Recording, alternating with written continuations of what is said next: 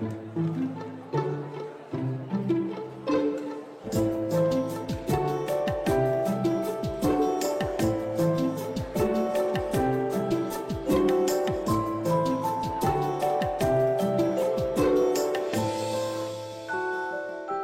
bonsoir, bonsoir à vous tous. Et surtout, merci beaucoup à nos invités. D'abord, je tenais à rappeler pourquoi on est réunis ici ce soir. Donc c'est autour de ce livre, La France et la Shoah. Les sous-titres très importants, Vichy, l'occupant, les victimes, l'opinion, paru chez Kalman Levy il y a quelques mois. Et je tenais aussi à remercier à l'éditeur qui est aussi présent ici de nous permettre de faire cette rencontre aussi autour de ce livre. Je vais commencer par vous, Laurent Joly. Et on va parler tout à l'heure, mais je tenais simplement, si vous pouviez présenter nos invités ici ce soir. Alors, bonsoir à tous et à toutes. Et désolé, j'ai une voix un peu pénible parce que j'ai une petite bronchite. C'est pas bien méchant. Je vois qu'il y a quelques personnes qui étaient dimanche à Drancy. Dimanche, ça allait encore très très bien. Et puis j'ai dû prendre froid, peut-être en vélo, il pleuvait, je sais pas. Donc désolé. Et alors aujourd'hui, nous sommes donc 4 de ce collectif, la France et la Shoah, qui réunit une quinzaine de chercheurs et de chercheuses spécialistes sur le sujet. Et l'idée assez basique, assez simple, c'est de réunir les meilleurs spécialistes. Voilà, donc c'est ce qu'on a fait. Et nous en avons 3 à côté de nous, à commencer par René Poznanski. René Poznanski, est-ce qu'on a besoin de te présenter? Donc René, professeur émérite des universités. Il y a marqué, alors, je ne sais pas qui est le responsable, mais enfin c'est moi puisque j'ai relu et j'ai pas tiqué sur. En plus il y a professeur au. C'est même pas, on respecte même pas la nouvelle manière d'écrire, donc c'est genré. Enfin bref, ça va pas. Ça Et veut dire surtout connu. qu'il aura une nouvelle édition, c'est très Quand il y bien aura ça. la nouvelle impression, mais j'ai eu d'autres doléances. Il y a aussi un truc qui manque dans l'épilogue. Jacques Semelin s'est plaint que le titre ne figurait pas. Enfin bon, bref, il faudra qu'on corrige des petits trucs. Donc René Poznanski est surtout connu pour son très grand livre sur la vie des Juifs en France pendant la Seconde Guerre mondiale, qui est paru une première fois en 94, une deuxième fois en 97, qui a été réédité à moult reprises en poche. Et je crois que la dernière fois, c'est en 2018, c'est ça, l'édition poche, où dans ces années-là, enfin voilà, dernière édition toujours disponible avec une postface inédite parue chez Biblis, à Scénaris Éditions, mais tu es aussi l'autrice d'un grand nombre de travaux et tu prépares ou tu finis un livre sur la résistance des Juifs pendant la guerre. Tu as aussi fait un livre sur le camp de Drancy. Enfin bref, tu as fait énormément de travaux qui sont connus et réputés. Johanna Aller à ta gauche. Alors, Johanna Aller, c'est devenu aujourd'hui l'une des meilleures spécialistes des archives sur la persécution des Juifs à Paris. Tu as vraiment, on communique souvent ensemble, c'est assez impressionnant les travaux que tu as produits ces dernières années, et notamment des travaux sur le dépôt de la préfecture de police de Paris. Voilà, il y a différentes publications. Il y a un essai qui est paru là, mais il y en a un autre qui est sorti récemment dans une grande revue américaine. Tu as pu travailler aussi sur les morts du camp de Drancy. Enfin bref, tu explores et c'est ça qu'on voulait aussi montrer dans ce livre. Il y a des grands et grandes spécialistes comme René Poznanski qui font des synthèses de leurs travaux. Et puis il y a des recherches nouvelles. C'est vraiment, je le disais dimanche, mais je le répète, ce livre combine les deux aspects. Et tu as vraiment exploré des sources et même des questionnements, notamment la question des morts à Drancy. Voilà, tu as fait la question de la manière dont on enterre les Juifs pendant la guerre. Enfin, voilà, il y a plein de choses qui sont des points qui étaient peu explorés. Daniel Lee, alors Daniel Lee, il est connu en France des spécialistes pour un livre très important. Tu étais venu nous voir dans un séminaire à Paris.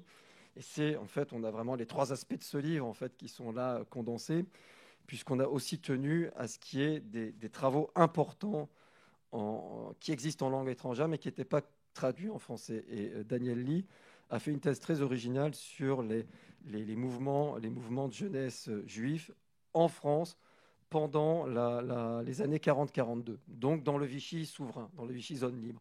Et il montre qu'il y avait des possibilités de jouer des contradictions qu'il y a dans la politique antisémite de Vichy. Est-ce qu'il faut soutenir la politique antisémite ou est-ce qu'il faut soutenir la politique de la jeunesse et les Juifs au milieu? Voilà. Et c'était vraiment un travail qui était très neuf et qui avait, tu t'en rappelles peut-être de manière un peu, je ne sais pas si c'est un très bon souvenir, mais quand tu avais exposé tes thèses dans un séminaire à l'EHESS, ça ne s'était pas très bien passé parce qu'on te soupçonnait presque de réhabiliter Vichy.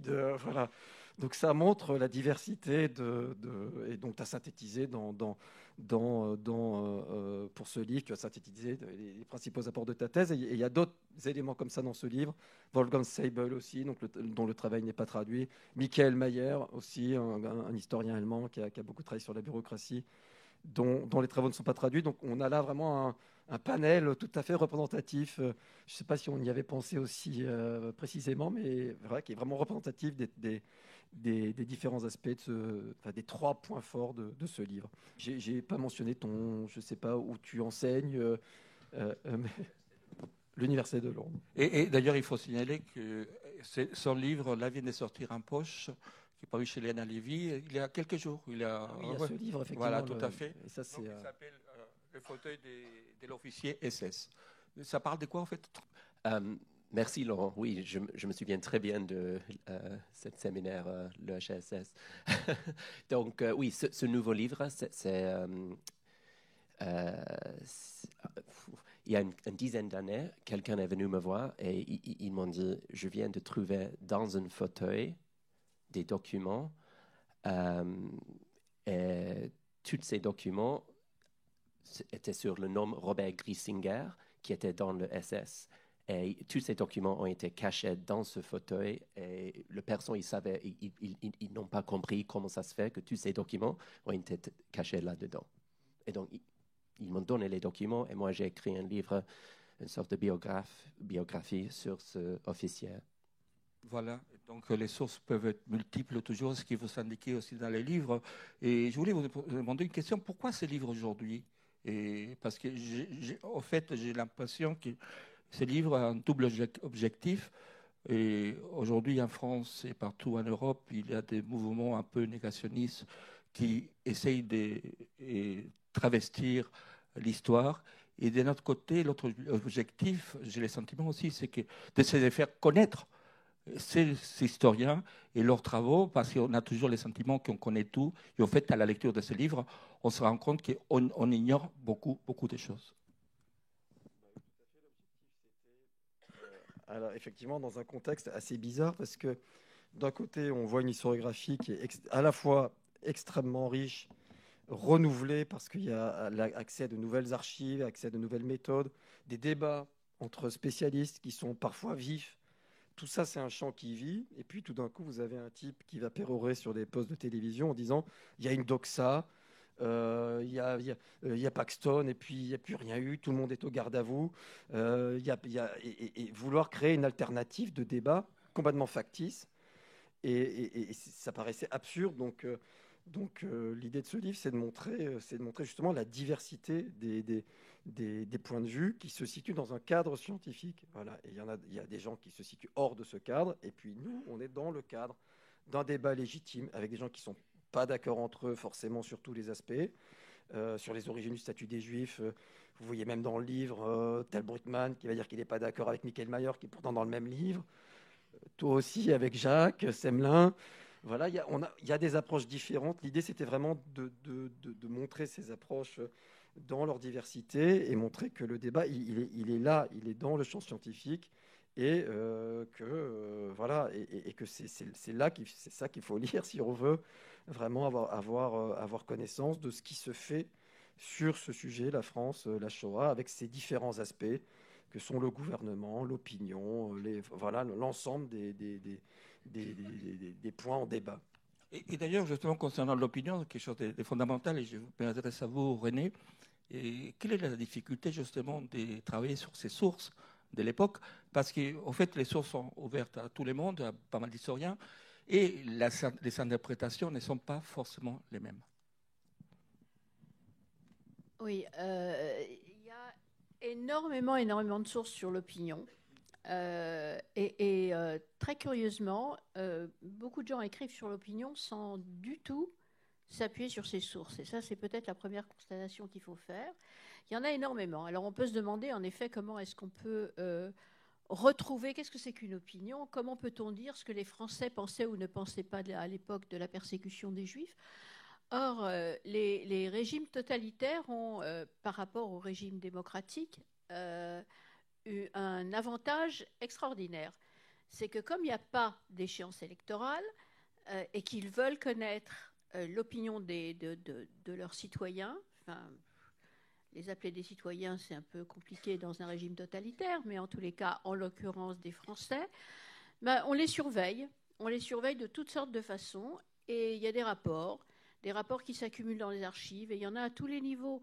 Et il y en a au niveau... sur les Français pendant l'occupation, c'est absolument incroyable. Il y a les archives des différentes polices, les archives des gendarmes, les préfets, les contrôles téléphoniques, des correspondances, des télégrammes faits par Vichy. Il y a les Allemands qui voulaient assurer la sécurité de leurs troupes. Il y a les résistants à Londres qui voulaient savoir ce qui se passait pour pouvoir influencer les Français et pouvoir lutter contre la propagande de Vichy et des Allemands, et qui par conséquent se renseignaient sans arrêt, et qui recevaient par ailleurs des centaines de lettres de Français qui arrivaient à Londres et qui donnaient leurs sentiments sur tout ce qui se passait. Donc on a non seulement un nombre absolument incroyable de sources, c'est peut-être ça le problème, c'est qu'il y en a peut-être trop. Il faut les cerner. Comment ? Il faut les cerner, les sources. Bien entendu. Et il faut tout simplement y aller. Et alors, c'est aussi parfois un peu fastidieux, parce que je vais vous donner un petit exemple. Pour savoir, vous lisez dans le rapport d'un préfet ou d'un commissaire que la population est antisémite. OK, la population est antisémite, très bien. Et on va voir parce qu'on a aussi dans les archives, tout le matériel sur lequel le dit commissaire, ou le rapporteur en tous les cas, fait sa synthèse. Et vous vous rendez compte il a lu 500 lettres, que sur les 500 lettres, il y en a une cinquantaine ou une soixantaine qui se plaignent du marché noir, des villes, des campagnes qui accaparent tout et des villes etc. Et puis vous avez 2 lettres dans lesquelles il y a une expression antisémite. Est-ce qu'on peut en conclure que la population est antisémite ? Non. Mais quand on s'arrête simplement au rapport qui a été produit, on en conclut que, la population était antisémite. Donc ça demande un travail absolument énorme.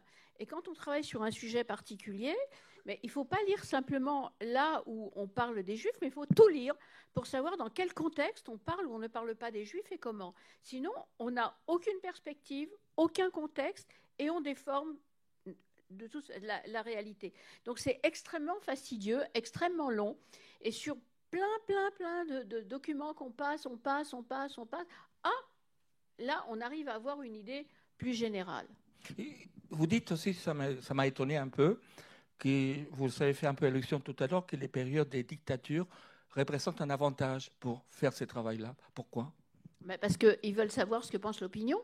Ils sont obligés de le savoir pour pouvoir se maintenir au pouvoir. Ils n'ont pas d'échéance électorale. Il n'y avait pas de sondage. À l'époque, s'il y en a eu quelques-uns, il n'y en a pas eu beaucoup. Il y en a même un sur la question de l'antisémitisme. Mais ils accumulent pour savoir un petit peu, pour avoir le pouls de l'opinion et pouvoir agir en conséquence. Par conséquent, toutes ces choses-là, tous ces rapports-là, toutes ces enquêtes-là, le contrôle des conversations, le contrôle de la correspondance, tout ça, ça s'accumule dans les archives. Et donc, ça fait le miel des historiens par la suite. Donc, la réaction de l'opinion est un enjeu de taille pour Vichy, dans ce cas-là. Absolument. C'est un enjeu de taille pour tout le monde. C'est un enjeu de taille pour Vichy. Pour Londres aussi, peut-être ? Pour Londres, bien entendu, d'autant plus qu'ils sont engagés dans une guerre des ondes, une guerre d'influence sur la population, et que par conséquent, il faut savoir où est la population, parce que dans un effort de propagande, vous devez savoir à partir d'où vous pouvez... quelle est la priorité des sujets que vous voulez faire passer, et en fonction de ça, qu'est-ce qui sera dur à faire passer, qu'est-ce qui sera plus facile à faire passer. Et donc, on gradue ça. Il y a une graduation de la propagande en fonction de ça. Et c'est extrêmement intéressant parce que ça montre, quand on regarde tout ça, la propagande notamment, quand on étudie la propagande, ce que j'ai fait dans un gros bouquin, de la résistance en l'occurrence, on apprend deux choses. Quelles sont les priorités, les sujets les plus importants, ceux sur lesquels on veut absolument influencer la population, et ceux sur lesquels, bof, c'est peut-être moins important, et par conséquent, on préfère caresser la population dans le sens du poil et ne pas trop toucher à ces patates chaudes pour ne pas créer un antagonisme qui ne permettrait pas de faire passer les choses que l'on considère comme importantes. Et justement, la question, à mon avis, essentielle, est-ce que Vichy adapte sa façon de faire, et l'occupant aussi, par rapport à l'opinion publique? Ça, c'est plutôt Laurent qui pourrait répondre à cette question. Moi, je peux vous parler plutôt de est-ce qu'ils a, oui et non. Je pense que... Est-ce qu'ils tiennent compte de l'opinion publique, d'après eux? Est-ce qu'ils tiennent compte de cette opinion publique? Alors, vous voulez parler des Juifs? Oui, c'est vrai. Sur les Juifs? Oui, sur les Juifs. Oui, je dirais qu'au bout du compte, ils se sont rendus compte les uns comme les autres que les mesures antisémites passaient bien. Elles se sont en fait normalisées. Elles ne créaient pas de problème. Elles s'appliquaient sans problème. Par conséquent, c'était très bien. En revanche, pour Vichy, il était évident que l'étoile jaune, c'était pas terrible. Donc, Vichy est intervenu, l'amiral Darlan en l'occurrence, pour qu'il n'y ait pas d'étoile jaune en zone sud. Par ailleurs, évidemment, le gros sujet, c'est les rafles de l'été 42 et le fait qu'elles ont suscité un mouvement d'indignation et que par conséquent, en fonction du fait de ce mouvement d'indignation dans la population, et ça on pourra en reparler parce que c'est extrêmement important, mais c'est un peu moins clair que ce qu'on en dit généralement.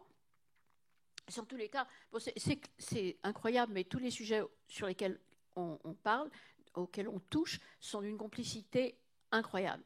Donc en parler en 3 minutes, on a toujours l'impression de faire une caricature. Mais bon, en l'occurrence, sur cette question-là, ça a quand même... c'est un des sujets cette indignation a poussé le gouvernement de Vichy à essayer de freiner et de dire il faut peut-être y aller plus doucement, etc. Le fait qu'ils ont préféré que ce soit uniquement les juifs étrangers, ou en tous les cas que dans une première phase, on ne touche qu'aux juifs étrangers, c'est parce qu'on imaginait ou on craignait que la population française accepterait plus mal la déportation de juifs français. Mais oui, bien sûr, ça a une influence. Et d'ailleurs, justement, concernant les sujets complexes qu'on ne peut pas traiter en moins de 3 minutes, vous voyez, ces livres-là, et c'est la question que je vous pose à vous, Laurent, répondre à quelqu'un qui a une phrase qui dure, je sais pas, 10 secondes, il faut faire des livres pour pouvoir y répondre. Donc, on est devant l'opinion aujourd'hui, par exemple, et il faut faire un effort surhumain pour pouvoir répondre à ces gens-là. Et moi, je dois faire un effort surhumain parce que je tousse. Pardon. Donc, je laisse René. T'as raison, pardon. Excuse-moi. Voilà. Non, le problème de ces masques, c'est qu'il y a des petites pelures, là, c'est très désagréable. Donc oui, en effet, je suis d'accord avec toi, je ne peux pas dire plus là. Non, d'accord, non, on va laisser un peu. Non, mais et Daniel, justement, on parlait de l'opinion publique, mais aussi on a du mal à comprendre aujourd'hui parce que, et Laurent l'a dit tout à l'heure, pourquoi vous êtes intéressé aux éclaireurs français israélites pour nous parler de ces 1940-1942. Je ne connaissais pas du tout cette affaire-là. Pourquoi il est important pour comprendre l'opinion à ce moment-là de travailler sur votre sujet, qui est un sujet, comment dire, qui se passe dans un endroit particulier en France, dans les Tarn. Merci. Donc oui, moi j'ai travaillé sur les jeunes juifs français qui se sont trouvés dans le sud-ouest de la France. Ils étaient des éclaireurs israélites et ils ont créé en 1940 une sorte de chantier, un chantier rural dans le département du Tarn qui a existé pendant 2-3 ans Ce n'était pas un grand secret. Tout le monde savait qu'ils étaient là. Pour moi, c'était très intéressant de travailler sur ce sujet. Et je voulais vivre là-bas. Je voulais visiter les archives là-bas parce que, bien sûr, il y a beaucoup d'archives à Paris, aux archives nationales, ici, dans ce bâtiment. Mais parfois, on tombe comme René elle disait tout à l'heure, des choses dans les archives où, bien sûr, il y a des boîtes indiquées archives juives ou collections juives du Deuxième Guerre mondiale. Ben, parfois, on tombe sur des choses très intéressantes dans des autres collections. Et parfois, c'est une grande surprise. Et moi, quand j'étais là-bas à Albi, je suis tombé sur ces éclaireurs juifs israélites et je voulais comprendre un peu comment ça se fait que pendant l'occupation, on parle toujours de la persécution des Juifs, bien sûr, le sauvetage des Juifs, la résistance. Et bien sûr, tout ça, c'est correct, ça existait. Mais comment ça se fait que les jeunes Juifs français pouvaient vivre dans le Tarn pendant 2-3 ans et de recevoir de fonds, de l'argent de l'État français pendant des mois. Et je voulais savoir si c'était une contradiction ou pas. Et alors? Et alors, aujourd'hui, bien sûr, si en même temps, il y a la persécution et il y a des Juifs qui sont là-bas en train de mener une vie ouverte, juive, sioniste parfois, bien sûr, c'est une contradiction aujourd'hui. Mais à l'époque, bien sûr, ce n'était pas une contradiction. Oui. Il y avait le régime de Vichy au début, c'était quelque chose qui n'était pas du tout homogène. C'était dans tout aspect de la politique de Vichy, c'était quelque chose où il y avait beaucoup de monde avec beaucoup de personnalités en 1940. Et c'était le cas pour la question juive. Laurent, il a écrit un livre un excellent livre sur Xavier Vallat. Il y a beaucoup d'autres comme Xavier Vallat. Il y a beaucoup d'hommes politiques à Vichy où pour eux, comme Amiral Platon, par exemple, où vraiment le plus important, c'était l'antisémitisme. Mais pour d'autres hommes politiques, et ça c'est ce que je montre dans mon article, comme pour les ministères de la Jeunesse, ministère de l'Agriculture, pour eux, oui, bien sûr, il y avait l'antisémitisme qui était une politique d'État, mais pour eux, le plus important, c'était vraiment juste l'agriculture, par exemple. Et je voulais savoir un peu, même s'il y avait des lois de Vichy contre des Juifs. Il faut signaler, pardonnez-moi, que c'était aussi dans la zone sud. C'est important. Et aussi, autre chose importante, en 1940 et 1941, on avait voté beaucoup de lois antisémites très contraignantes. Alors comment? Et c'est là qu'on voit peut-être la contradiction. Oui, mais il y avait aussi une sorte de... Comme je disais tout à l'heure, Vichy n'était pas au début, il y avait beaucoup de hétérogénéité à Vichy, et c'était même le cas chez les Juifs français aussi. Les Juifs n'ont pas réagi d'une façon... Il y avait beaucoup de variétés. Et alors, je pense que pour beaucoup de jeunes Juifs français, pour eux, il y avait bien sûr une histoire de l'antisémitisme en France. Peut-être il y avait certains qui ont pensé que l'antisémitisme de Vichy a existé à cause des Allemands. Il y avait une sorte de pression allemande. Et pour eux, ils étaient français. Donc, il y avait une grande croyance en France, dans la République. Donc, pour eux, ils pensaient qu'il y avait une possibilité de coexister avec le régime de Vichy, même s'il y avait cet antisémitisme qui a déjà existé dans le passé. Ils n'ont jamais eu l'intention de se cacher. À partir d'un certain moment, oui, mais comme René elle montre dans son livre,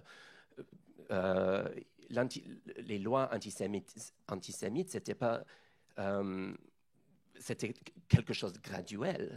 Tout n'était pas là en octobre 1940. Donc, je pense qu'au début, il y avait certains jeunes juifs qui étaient, comme vous dites, en zone sud. Il n'y avait pas le tampon dans le carte d'identité, merci. Il n'y avait pas un recensement en 1940, bien sûr. Donc, je pense que pour certains, au début, bien sûr, ils étaient français. Pourquoi on se cache? Il y a le maréchal qui va nous protéger. Oui, mais il y a justement, vous parlez aussi quelque chose d'étonnant, c'est ces retours à la terre de certains. Et quel est le rapport justement avec l'idée qui s'est fait Vichy de ces retours à la terre? Donc, dès le début du régime de Vichy, dès 1940, le retour à la terre, c'était très important pour le régime. Oui, pour sûr. le régime, oui, mais vous parlez des éclaireurs. Mais pour les éclaireurs aussi. Mais la raison pour laquelle les éclaireurs ont trouvé... c'était une sorte d'opportunité en défaite, si je puis dire. Parce que même dans les années 30, le retour à la terre, c'était très important pour les éclaireurs israélites de France. Pour eux, cette idée de créer des harcharot, des sortes de chantiers ruraux en France, c'était quelque chose qui a déjà existé avant Vichy. Donc pour eux, certains, je précise certains, ils ont vu en Vichy l'opportunité de mettre en place leur programme. Et bien sûr, c'était juste pour un petit moment. C'était pas, je ne parle pas des milliers de Juifs, je parle juste d'une certaine section de la population, mais quand même, ça existait. Et ils ont reçu beaucoup de soutien de Vichy et aussi dans la région. Ils étaient combien environ, à peu près? Il y avait, à Lautrec, il y avait à peu près 200 jeunes pionniers. Ils étaient tous français, bien sûr. Enfin, il y avait de temps en temps des Juifs là-bas qui n'étaient pas français, mais ils n'ont pas le droit de recevoir de soutien. Parce que le soutien de l'État français, pour l'État français, il fallait être français pour recevoir de l'argent. Et d'ailleurs, justement, ça me permet, est-ce que tu peux parler maintenant? C'est vrai, voilà. Et la diversité des articles qu'il y a dedans, et aussi, on a le sentiment, je l'ai dit tout à l'heure, est-ce qu'il y a, j'ai le sentiment, beaucoup de choses encore à découvrir sur cette période? Bah oui, il y a toujours plein de choses à découvrir. On attend la résistance des Juifs ou la résistance juive. Il y a beaucoup de choses encore là-dessus. Hein, tu vois, donc il y a sur la spoliation, on attend une thèse d'un excellent thésard. C'est pas parce que je dirige sa thèse, mais il est vraiment excellent sur les administrateurs provisoires de biens juifs. Là, il y a un trou. Voilà, il y a plein de sujets encore, Johanna. On est sur un, je ne sais pas si elle va en parler, mais enfin voilà, il y a des sujets, importants. Je vois là un futur thésard qui va travailler sur les premiers convois de représailles, qui sont encore assez mal connus, et notamment le lien entre la rafle du 12 décembre et comment on a constitué le premier convoi. Il a fait un très très bon travail de master. Il y a encore plein de choses, et voilà. Et le sujet de toute façon a tellement d'épaisseur qu'on peut continuer à le travailler parce que c'est sans fin en vérité. Il y a tellement de sources, il y a tellement de pistes que voilà. Et justement, il y a des choses aussi que moi aussi, peut-être nous ne connaissions pas forcément. L'histoire des Juifs qui étaient à la prison de la santé, des Fresnes, et d'ailleurs, il y a une Vichy aussi a profité d'autres lois qui existaient auparavant. Quelle était l'utilisation de ces lois-là qui dataient de 1939, par exemple? Oui, alors effectivement, dans le cas des Juifs qui ont été placés en détention à la santé, alors à la santé, c'était une détention préventive, donc avant leur jugement, et puis ensuite à Fresnes, où ils exécutaient, ils purgeaient leur peine. Effectivement, moi, mon travail s'est concentré sur le dépouillement de toutes ces archives carcérales. C'est vrai que quand j'ai démarré ce travail, je pensais que ça allait être simplement une petite vérification, parce qu'à l'époque, j'avais terminé une première partie de cette enquête sur les morts de Drancy, et un mort de Drancy avait éveillé mon attention, puisque je me disais, je vais retracer leur parcours de persécution. Et je voyais sur sa fiche d'internement à Drancy qu'il arrivait de la santé. Donc je me suis dit, vraiment très naïvement, je vais aller voir pourquoi il se trouvait à la santé. Je n'en avais aucune idée. Et c'est là que j'ai découvert, en ouvrant ces registres, qui sont vraiment consultables très librement, tout le monde peut y aller, aux archives de Paris, qu'en fait, on était face à des registres remplis de noms et d'informations assez importantes, notamment une information qui a retenu mon attention, qui était la religion déclarée à l'entrée aux grèves de la prison. Ce qui permettait effectivement de travailler sur un échantillon, enfin non pas un échantillon, parce que j'ai rapidement décidé que je ne ferais pas d'échantillon, que je suivrais, c'est en général ce que je fais, d'essayer de retracer les trajectoires de persécution de tous les juifs qui sont passés par la santé et par Fresnes, pour essayer de comprendre quelles avaient pu être les logiques justement qui avaient conduit ces juifs à se retrouver en prison. Effectivement, c'est là que j'ai comme ouvert une boîte, en fait, une boîte de Pandore, on va presque dire ça, parce que je me suis rendu compte qu'en fait, très peu de choses avaient été écrites sur les prisons sous Vichy. Il y avait quelques ouvrages, mais enfin, c'était assez limité. Que sur la question de la persécution pénale des Juifs, donc le rôle des tribunaux français dans cette persécution des Juifs, finalement, on savait très peu de choses. Pour Paris, on ne savait rien, quasiment.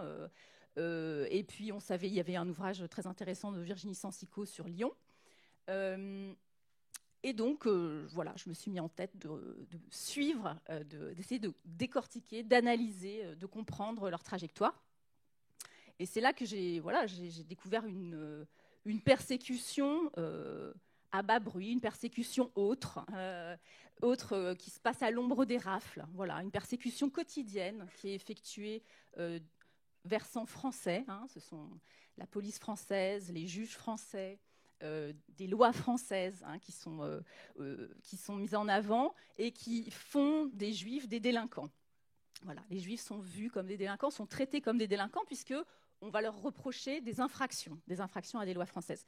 Donc, que ces lois, comme vous le disiez, soient des lois, des lois qui préexistent, des lois d'infractions contre les communistes, souvent, d'ailleurs. Pardon ? Contre les communistes, au départ. Ah oui, ça c'est un cas. Voilà, il y a une diversité, mais les lois pour lesquelles l'essentiel des Juifs passés par ces prisons se sont retrouvés incarcérés, ce sont en général des lois qui portent sur les infractions de type économique, qui ont été créées par le régime de Vichy. Il y a une avalanche de lois qui portaient sur des infractions économiques. Et évidemment, ces Juifs aussi se trouvaient là pour des infractions à des lois spécifiquement anti-juives qui les concernaient. Puisqu'il faut savoir, et c'est quelque chose qu'en général on éclaire assez peu, mais le second statut des Juifs, la loi du 2 juin 1941, comportait un volet pénal qui était absent de la première loi d'octobre 40, volet pénal qui a mené très directement ces Juifs en prison, puisque ça n'avait plus rien de symbolique. Les Juifs qui, par exemple, ne se recensaient pas, continuaient à exercer un métier qui leur était interdit, se livraient à des opérations commerciales désormais interdites aux Juifs, étaient poursuivis, inculpés, et se retrouvaient en prison pour des durées assez conséquentes.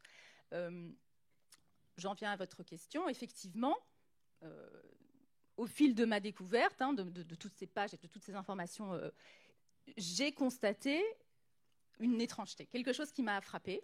En fait, moi, mon parti pris méthodologique, c'est de suivre pas à pas les Juifs dans leur trajectoire de persécution, donc d'une institution à l'autre. Je ne travaille pas sur des institutions de persécution, mais je travaille sur des trajectoires des Juifs.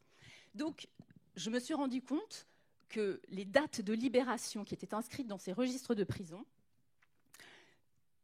coïncidaient quasiment jour pour jour, pour beaucoup d'entre eux, à l'entrée de ces Juifs dans les camps d'internement, que ce soit le camp des Tourelles ou d'autres camps, notamment des camps qui sont plutôt réservés aux inculpés communistes, les Tourelles et évidemment Drancy. Donc, je ne comprenais pas ce paradoxe, comment sur un certain type de registre judiciaire, de carcéral, on pouvait trouver une notification de l'autorité judiciaire libérant ces Juifs, et comment ça se fait qu'on les retrouvait le même jour ou le lendemain à Drancy. Donc en fait, c'est là, effectivement, que c'est appliqué une procédure qui a été mise en œuvre créé avec un décret qui a été pris en 1938 contre les étrangers, puis qui permettait leur internement administratif. Donc, puis ensuite, au fil des catégories de population qui ont été visées par ces mesures d'internement administratif. Donc, c'est une procédure pratique en fait qui a été créée, qui s'appelle la consignation provisoire, qui consistait en fait à empêcher la libération physique d'un détenu libéré par l'autorité judiciaire. Et à le faire ramener par des inspecteurs de police français vers la préfecture de police, le dépôt en général, où ils étaient placés, et ensuite pour qu'un ordre d'internement soit pris contre eux dans les bureaux de la préfecture et qu'ils soient ensuite envoyés en camp d'internement. Pardonnez-moi, est-ce que l'occupant allemand demandait tout ça ou pas? Alors, effectivement, oui. Il faut juste savoir une chose, c'est que jusqu'au 19 octobre 1942, en fait, les Allemands procédaient à des demandes nominatives. Ça veut dire qu'ils devaient émettre des demandes pour chaque personne, chaque juif qu'ils voulaient voir interné à leur sortie de prison. Et donc, c'était un espèce de processus indéfini, c'est-à-dire répété et répété, où les Français, je veux dire, sur les archives, on le voit, quand c'est demandé par les Allemands, c'est toujours inscrit, toujours mentionné par les inspecteurs de police français. Mais la plupart du temps, donc je disais jusqu'au 19 octobre, parce que 19 octobre 42, c'est le moment où les Allemands vont exiger des Français qu'ils remettent collectivement, qu'ils remettent tous les Juifs sortant de prison, désormais qu'ils les envoient à Drancy. Donc à partir de là, c'est une machine routinisée qui se met en place. Mais avant cela, c'est de l'ordre d'une décision française, quand il n'y a pas de demande allemande. Or, c'est dans cet interstice qu'on voit le pouvoir d'appréciation des autorités françaises. Donc, moi, je me suis intéressée à ce moment, parce que ce moment, finalement, ce cheminement des Juifs entre les institutions judiciaires et administratives, puisqu'en fait, c'est vrai que c'est quelque chose qui est compliqué à comprendre quand on ne connaît pas, mais la prison relève du ministère, d'un ministère et de la justice, enfin, je veux dire, d'une décision judiciaire, tandis que le camp, lui, relève du pouvoir administratif. C'est une autorité administrative qui envoie une personne en prison, en camp d'internement. Les fondements de persécution sont extrêmement différenciés, puisque on se retrouve en prison quand on a commis une infraction et qu'on est jugé. Donc il y a un cadre légal qui repose sur une infraction, la commission d'une infraction. De l'autre côté, en camp d'internement, Vichy s'est doté, avec justement le statut des Juifs du 2 juin 1941, de la possibilité d'interner tous les Juifs, y compris français, sur tout le territoire national, sans qu'il y ait d'infraction préalable nécessaire. Donc, on peut dire qu'avec le pouvoir d'interner tous les Juifs dont s'est doté Vichy, puis ce mécanisme de la consignation provisoire, il y avait toutes les armes pour persécuter. Vichy se donnait les armes pour persécuter les Juifs sur son territoire. Il n'avait pas besoin des Allemands pour le faire. Par contre, je pense qu'il faut donner les chiffres un peu. C'était 1850, je crois, qui était à la santé et à Fresnes. Il y a 600 qui ont été déportés. Oui, c'est ça. Tout en sachant effectivement que il y a des archives pour les hommes. Il y avait d'autres prisons. Enfin, je veux dire, et notamment les femmes, on a un manque sur cette. Donc, c'est difficile d'estimer, puisqu'il y a eu des circulations aussi de détenus juifs entre différentes prisons. Donc, moi, je dirais à peu près que j'ai estimé à peu près que 4000 personnes juives, hommes et femmes confondus, auraient subi ce sort d'avoir été d'abord envoyés subir la répression pénale française, être incarcérés, puis à la sortie être consignés, donc revenir vers le dépôt pour être envoyés en camp d'internement. Et c'est pour ça, justement, c'est des questions, à mon avis, qui est un filigrane dans le livre à laquelle vous voulez répondre. Donc c'est pour ça que peut-être la thèse du moindre mal ne tient pas du tout. Ça, pour nous, c'est pas un scoop. Pour nous, oui. Oui, la thèse. D'abord, il faut savoir qu'effectivement, la thèse du moindre mal, c'est un argument de défense de Vichy. Vichy, sur le moment, et ses dirigeants assument pleinement leur politique antisémite. Ils disent pas, oh là là, on fait des lois contre les étrangers pour sauver les Français, on fait un statut des Juifs, mais en fait, c'est pour les protéger. Ça, c'est des arguments qu'on entendra au moment du procès Pétain, Laval, Brinon, parce que c'est Brinon qui dira que le statut des Juifs, c'était pour protéger les Juifs, que sinon, il y aurait eu des ordonnances allemandes partout. Donc ouais, c'est des arguments en fait Et vous ridicules. dites, pardonnez-moi, qu'il y a des historiens à peu près sérieux qui ont, à un moment donné, avalé après cette façon de raconter l'histoire. Oui, oui, il y a eu aussi, à un moment donné des spécialistes qui se disaient, pour faire reconnaître notre champ d'études, c'était la position de Poliakov, qui se disait, Léon Poliakov, bon, il faut peut-être essayer de mettre un peu d'eau dans notre vin, intégrer des arguments pétainistes pour avancer. Mais en vérité, le savoir scientifique tel qu'il s'est construit, il n'y a pas eu ça. C'est-à-dire que les travaux de Billig, de Wellers, ensuite Klarsfeld, Paxton, tout ça, c'est le même, le même courant. Et le reste a toujours été balayé, mais a toujours été là. Vous avez toujours eu des gens pour minimiser la politique de Vichy, toujours, dès le départ, dès 1945, et même des auteurs juifs, ouais, français, il y a toujours eu ça. Donc finalement, ce à quoi on assiste avec Zemmour, c'est juste le côté spectaculaire et médiatique.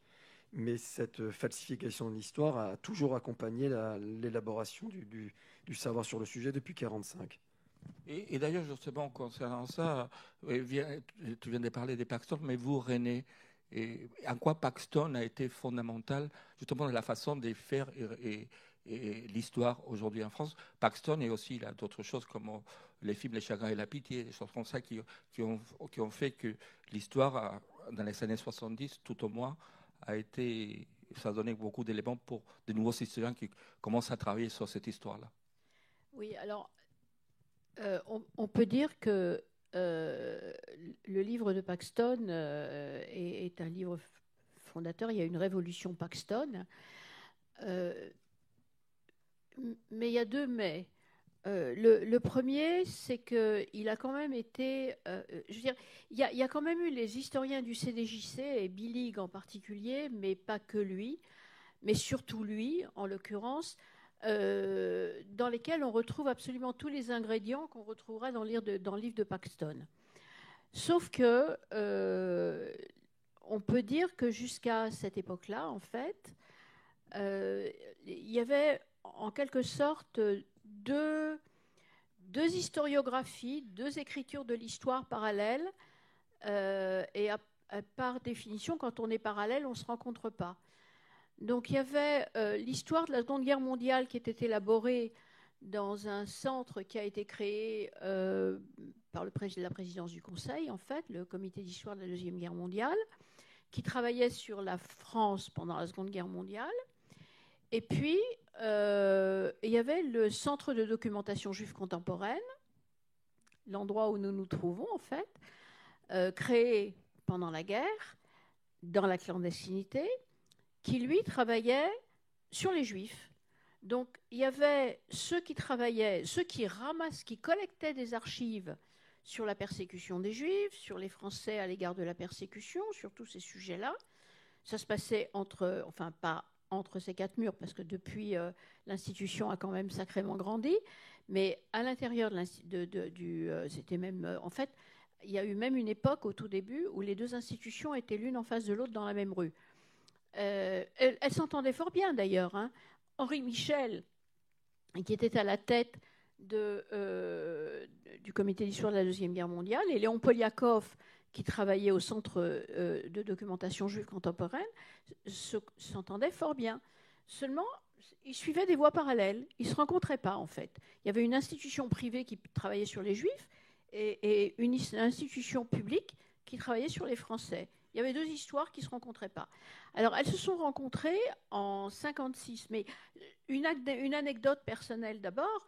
J'ai rencontré, il y a très très longtemps, Henri Michel, qui m'a dit, quand je trouvais un document sur les Juifs, je le donnais à Léon Poliakov et au Centre de documentation juive contemporaine. Alors, vous imaginez ceux qui font des thèses, ils vont voir un fonds d'archives, ils vont au comité d'histoire de la Deuxième Guerre mondiale, ils ne trouvent rien sur les Juifs. Donc, les Juifs n'apparaissent pas dans leurs ouvrages, très simplement. Et donc, vous aviez deux sources d'archives différentes sur lesquelles se sont construites deux historiographies parallèles. Alors, Henri Michel a quand même... Il y a eu un numéro de la revue de l'histoire de la Deuxième Guerre mondiale en 1956 qui était consacré à la Shoah. Et dans sa préface, d'ailleurs, il est très clair et il dit les choses on n'a pas une ligne à retirer. Sauf que tous les historiens qui sont intervenus dans ce numéro sont ceux du CDJC, du Centre de documentation juive contemporaine, et que par la suite, dans les numéros suivants de la revue, il n'y avait strictement rien. Il n'y avait strictement rien pour intégrer ces analyses dans l'histoire générale. Ça continuait à être deux histoires totalement différentes qui ne se rencontraient pas. Là-dessus, il s'est passé quelque chose, et c'est ce qui a préparé le livre de Paxton, c'est le chagrin et la pitié. Le chagrin et la pitié a bouleversé la donne. Lui, qui montrait une France un peu différente de celle qu'on imaginait jusqu'alors, d'ailleurs, en fait, on a un petit peu... On s'est un peu trompé, je pense, sur le chagrin et la pitié, parce qu'en réalité, il parle beaucoup plus de la résistance que de la collaboration. Mais il parle des résistants, non point de la résistance, une espèce de mythologie à Londres et une espèce de mythe, mais des résistants eux-mêmes. Et on voit plus de résistants que de collaborateurs dans les... Mais on voit aussi des collaborateurs, et le débat et on voit aussi une politique antisémite telle qu'elle se pratique dans le pays. On voit des antisémites, etc. Et donc, ça a préparé le terrain, le débat qui a entouré la non-diffusion, puis la diffusion et toute l'affaire autour du chagrin et de la pitié, a préparé la réception du livre de Paxton, qui lui montrait comment la politique... En fait, il a totalement intégré la politique antisémite de Vichy dans les objectifs généraux du régime.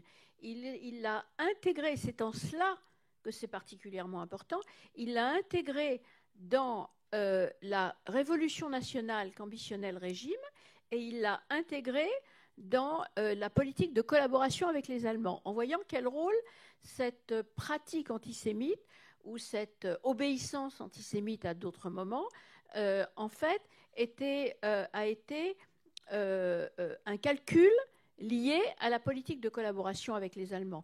Donc, si vous voulez, c'est cette intégration de l'histoire des Juifs dans l'histoire plus générale qui était liée, donc qui était liée au cœur même de l'essence du régime, qui fait, je pense, l'originalité du livre de Paxton.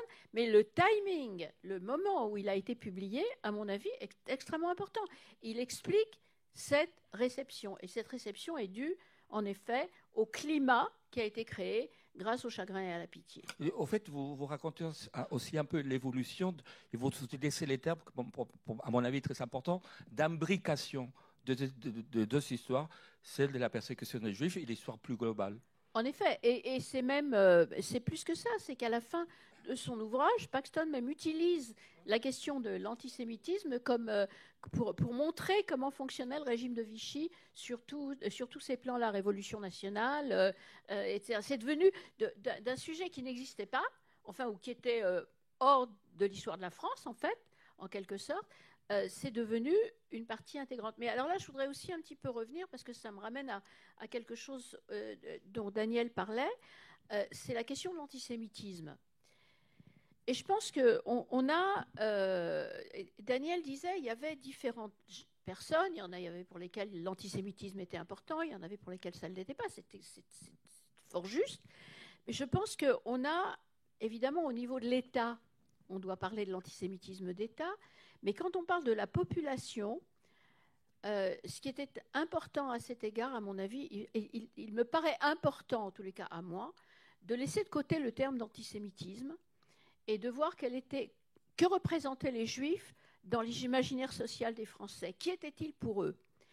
Et le terme d'antisémitisme devient trompeur. Pourquoi devient-il trompeur ? Parce que de nos jours, quand on parle d'antisémitisme, les choses sont extrêmement claires. On a la Shoah dans la tête. Soit on est antisémite et il y a la Shoah au bout du chemin, soit on ne l'est pas, et donc on est moralement clean.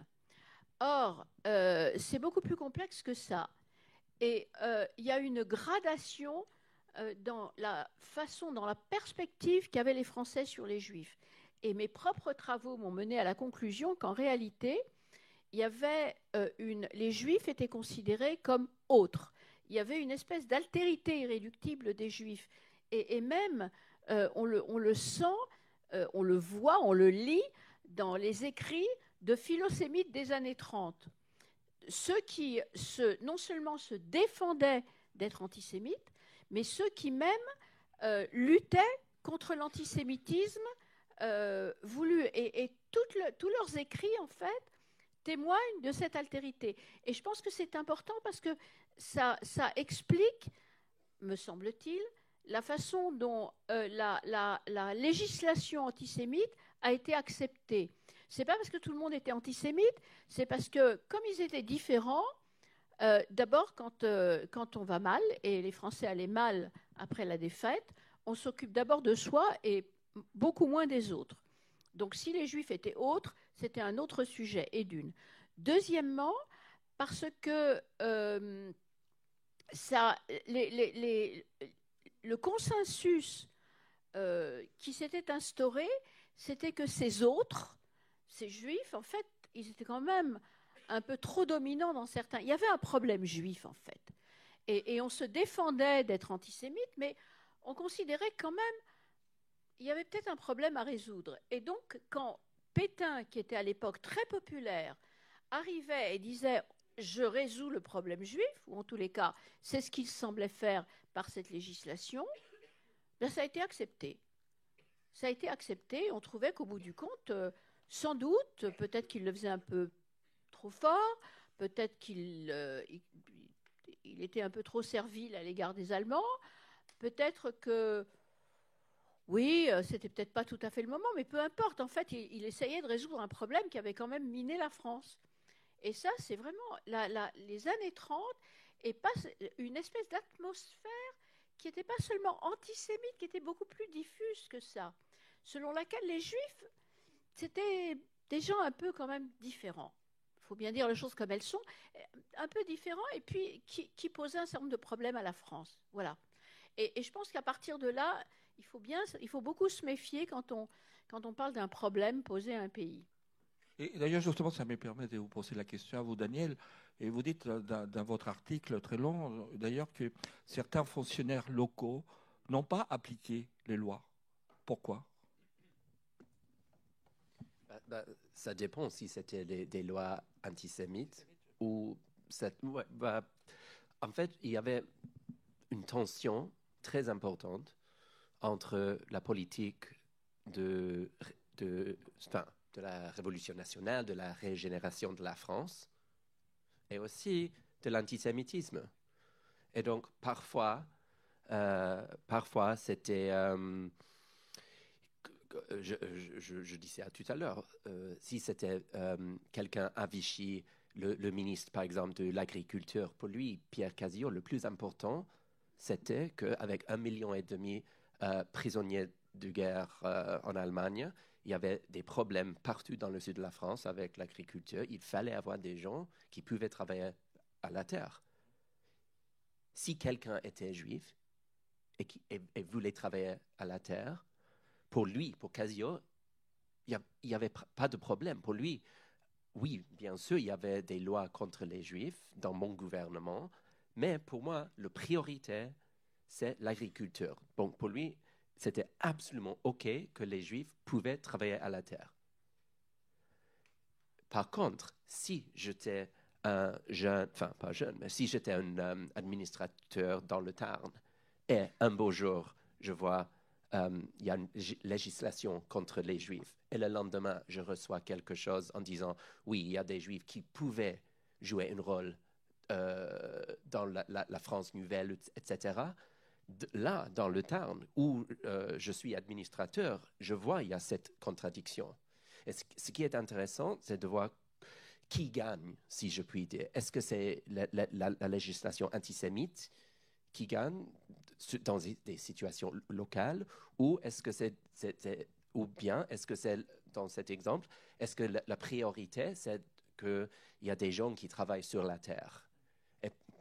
Les résultats sont différents, ça dépend des situations et parfois ça dépend des personnalités.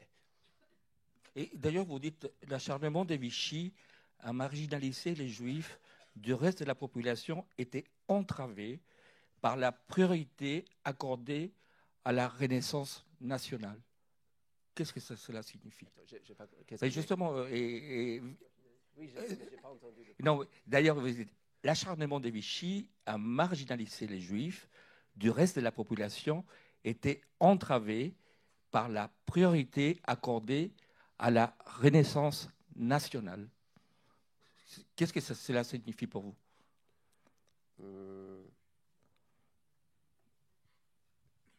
Vous avez compris ou pas?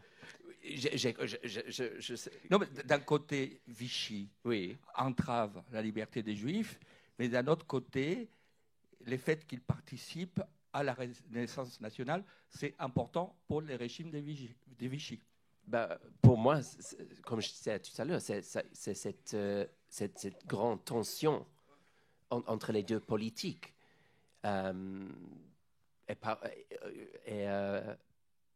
Et vraiment, ça dépend du contexte. Pourquoi? Pourquoi ça dépend du contexte? Oui, de ces contextes-là, ça se passe entre 1940 et 1942. Est-ce que le fait que les choses évoluent aussi dans la société française, ça a joué un rôle pour Vichy et aussi pour les scouts éclaireurs israélites? Est-ce que tous les temps ça a été pareil ou est-ce que ça a évolué pendant les 2 années? Est-ce que pendant les 2 années, les éclaireurs israélites ont été traités exactement de la même manière entre 40 non, et 40? pas du tout.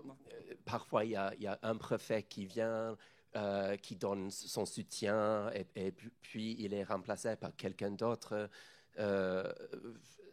Parfois, par exemple, on voit très bien, il y a un préfet qui est très, très, très contre les scouts. Il veut vraiment fermer le chantier rural, mais il ne peut pas parce que la priorité à ce moment-là, c'est la restauration paysanne. Et donc, il y a ça qui est plus important. Donc, lui, il se bat contre, il donne beaucoup d'efforts pour fermer le chantier, il écrit à tout le monde, mais comme je disais, c'est parfois des gens à Vichy qui rejettent ces espoirs. C'est la thèse de Marc-Olivier Baruch, en fait. C'est-à-dire que le préfet, il incarne l'autorité régalienne dans son département. Donc lui, la politique antisémite, c'est très important. Et ce que Baruch avait montré dans sa thèse et ce qu'on voit aussi dans ton chapitre, c'est que les ministères qui avaient des responsabilités techniques, qui étaient dans leur sillage technique, eux, c'était pas pour eux l'antisémitisme, c'était pas la priorité. Et il avait montré dans sa thèse qu'il y avait une application plus souple du statut des Juifs dans les organes techniques, genre ravitaillement, agriculture, etc. Et en revanche, très strict dans les ministères régaliens, justice, où là, on faisait aucune exception. Mais parfois, ça dépend aussi de la lubie d'un chef de bureau. Et l'article d'Arditi sur justement le ministère de l'Agriculture montre que c'est un anti-maçon acharné. Donc, alors qu'en règle générale, on les embête pas trop. Lui, il les embête beaucoup. Et puis, il a aussi un problème avec les femmes.